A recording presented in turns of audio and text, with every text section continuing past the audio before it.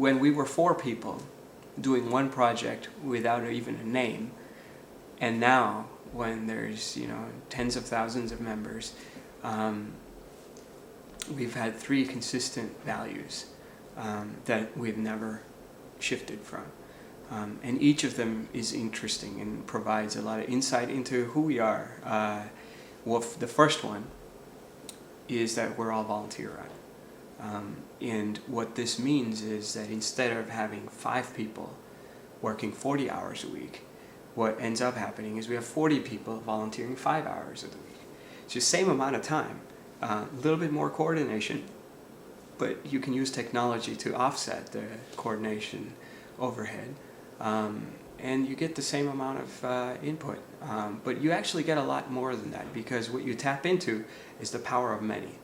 So all of a sudden there's this collective intelligence that you get the benefit of that you wouldn't have had if you were just 5 people working 40 hours a week. And we didn't realize that. We just wanted to give because we wanted to give without any strings attached. But being volunteer run really gave us that power of many, power of the collective, power of this co-creative intelligence that seems to happen in many sincere groups. So we got the benefit of that. The second rule we had was that we didn't fundraise. We didn't ask for things. And initially people were like, well, how are we going to do it? This is like a little bit extreme. But we just didn't want to be clouded by this veil of, I'm doing this, so maybe I can sustain myself through it, or maybe I can get some benefit. We just didn't want that. And so we said, can we just do it as a part-time thing? And maybe it becomes full-time later for some people, maybe it doesn't, but for now, you give the purest of your being, you give the purest of your being, you give the purest, and have it be a collective expression of selflessness. Can we do that? And it's been amazing to do that. Again, it had consequences that we didn't anticipate. Because when you don't fundraise, when you don't ask, the sincerity just goes up, right? Because all the people you attract are people who genuinely care. And so you never have to worry about people coming in and taking advantage of anything, because this wasn't a place where there was anything to be taken advantage of, So it was beautiful. You got a lot of sincere people. It also made us honor everybody equally. Because we didn't ask. We had to assume value in every single thing that we encountered, because you never knew.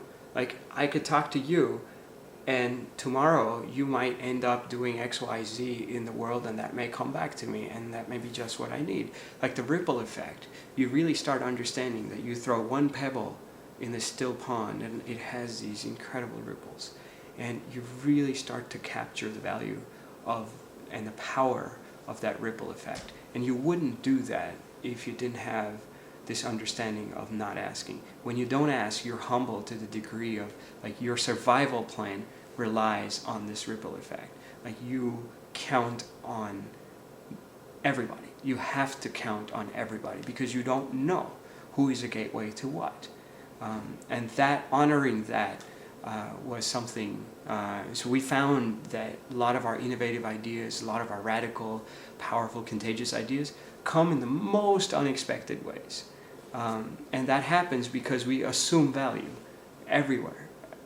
This, no matter who they are, no matter what kinds of clothes they're wearing, no matter what they bring to the table, no matter how radical it is, you assume value in it. Even if they bring suffering to you, you assume value. Because sometimes suffering can be good for you. It can open you up to a deeper level of awareness. And so that was profound. And the third thing was that we would focus on small acts, small things.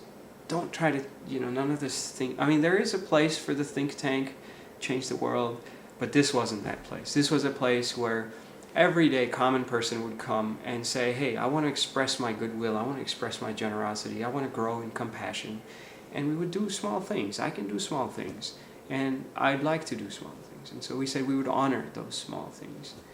And again, a side effect of that was that we would do projects that didn't have a threshold. It wasn't like if daily good reaches 75,000 people, then it's successful. It was like, hey, if it reaches 5 people and those 5 people have a better day, it's worth it. If you do a project and it means something to you, you are moved by that project, by that process, it's worth it. It doesn't matter if you built 1 website or 7,000 websites. It wasn't about the numbers. So it really made us humble, and it made us process oriented. And so we valued every single step of the process.